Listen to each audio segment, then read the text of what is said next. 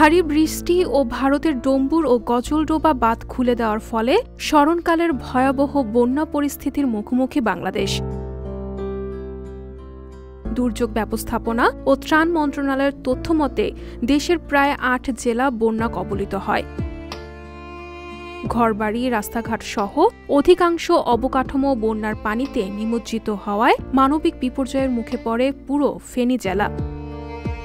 ৫ থেকে ৬ ফুট পানির নিচে তলিয়ে যায় গ্রামের হাট বাজার।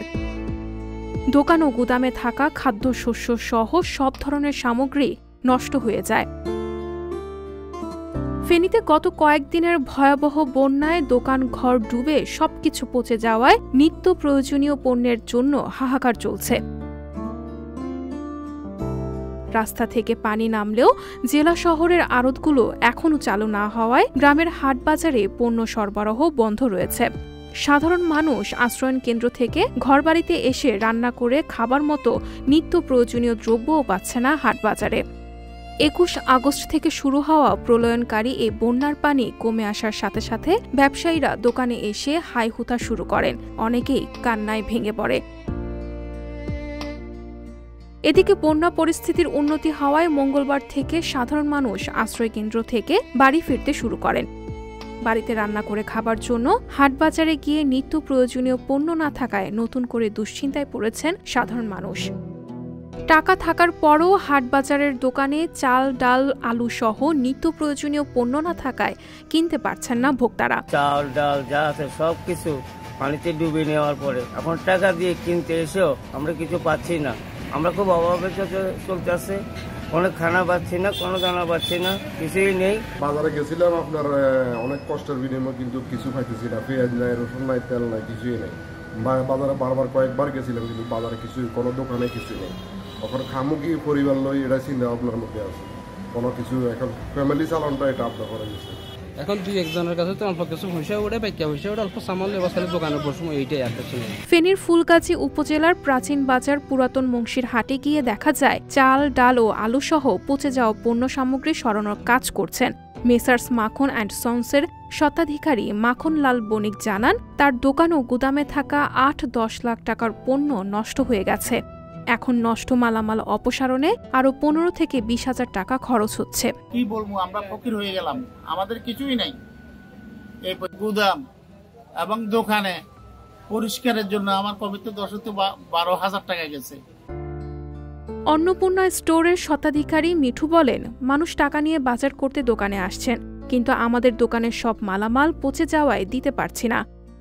গাড়ি না থাকা এবং ফেনীর আড়তগুলোতে পর্যাপ্ত মাল না থাকায় আমরা কিছুই আনতে পারছি না। বাজারে আসলে অনেক ধরনের লোকজন আসতেছে নিত্য প্রয়োজনীয় পণ্যের জন্য। অনেকগুলো পণ্য আমরা হয়তো অনেক সময় দিতে পারতেছি না এবং আমাদের কাছে স্টকে নাই, এবং অনেকগুলো নষ্ট হয়ে যাওয়ার কারণে ইচ্ছা থাকা সত্ত্বেও আমরা দিতে পারতেছি না। এবং ফেনী থেকে নিয়ে এসে যে দেওয়ার চেষ্টা করবো, এখনো পর্যন্ত ওই ধরনের পরিবেশ এখনো সৃষ্টি হয়নি। এদিকে কাজী বেকারির স্বত্বাধিকারী কাজী রফিকুল ইসলাম জানান, তার কারখানা ও দোকানে ২৫ জন শ্রমিক নিয়োজিত ছিলেন। বন্যায় কারখানা ও দোকানের সবকিছু শেষ হয়ে গেছে। সরকারিভাবে প্রণোদনা না পেলে আমরা ঘুরে দাঁড়াতে পারবো না। এই মুহূর্তে আমাদের অনেক ক্ষয়ক্ষতি হয়ে গেছে, যার অনুমানিক ৮-১০ লক্ষ টাকা। সরকার যদি প্রণোদনা দেয়, কোনোরকম আমাদেরকে সুযোগ সুবিধা দেয়, তাইলে আমরা হয়তো ঘুরে দাঁড়াইতে পারবো, না আমাদের দাঁড়ানোর কোনো রাস্তা নেই। এই মুহূর্তে আমার কাছে ২০-২৫ জন স্টাফ আছে, ওরা অনেক কষ্ট করতেছে। সহযোগিতা এবং সহানুভূতি যদি আমাদের প্রতি করেন, তাইলে আমরা মোটামুটি হয়তো ঘুরে দাঁড়াইতে পারি। আমাদের কাছে যেসব স্টাফগুলো আছে তারা হয়তো ভবিষ্যৎ বাঁচিয়ে থাকতে পারবে। এই আর